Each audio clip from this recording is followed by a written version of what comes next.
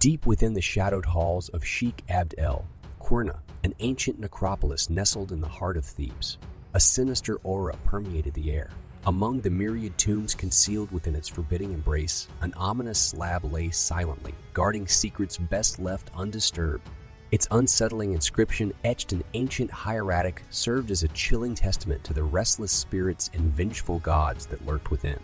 Within the crypt-like halls of the National Museum of Scotland, a sense of foreboding clung to the air, shrouding the slab from Sheikh Abd el-Qurna in an otherworldly darkness.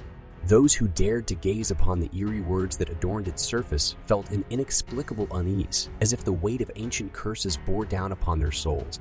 "Watch out not to take a pebble from within it outside," the inscription ominously whispered, its voice echoing through the corridors of the museum. "If you find this stone, you shall not transgress against it."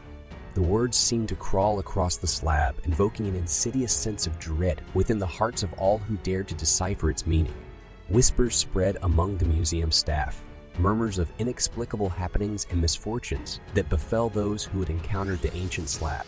Whispers of visitors who had dared to mock the warning, naively dismissing it as a relic of superstition, only to find their lives consumed by a relentless darkness that followed them like a specter. The once curious visitors who wandered into the exhibit now approached it with trepidation, their eyes darting nervously as if expecting the wrath of the gods to descend upon them at any moment. Some claimed to hear faint whispers echoing from the slab, the tormented voices of long-forgotten souls pleading for release or seeking retribution.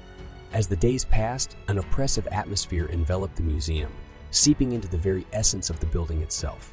Shadows deepened, darkness lingered where light should have prevailed, and the air grew heavy with the scent of decay. The staff, plagued by unexplained occurrences, could no longer ignore the malevolent presence that had been awakened.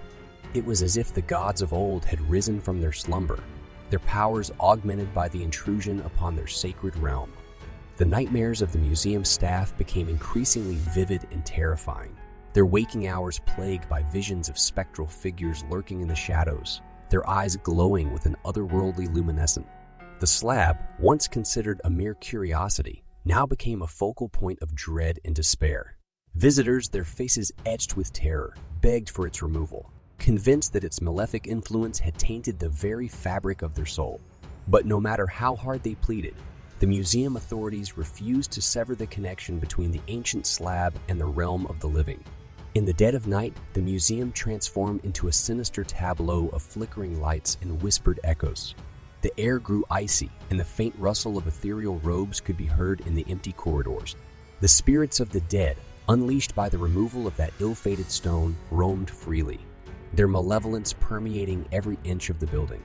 In the darkness, the once safe halls of the National Museum of Scotland became a battleground between the restless spirits and the feeble remnants of human courage. The staff, tormented by their own fears, could no longer distinguish reality from nightmare. Their sanity slipped away, their minds consumed by the all-encompassing darkness.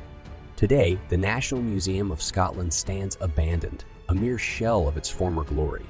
The ancient slab from Sheikh Abd el-Qurna, still adorned with its cryptic warning, sits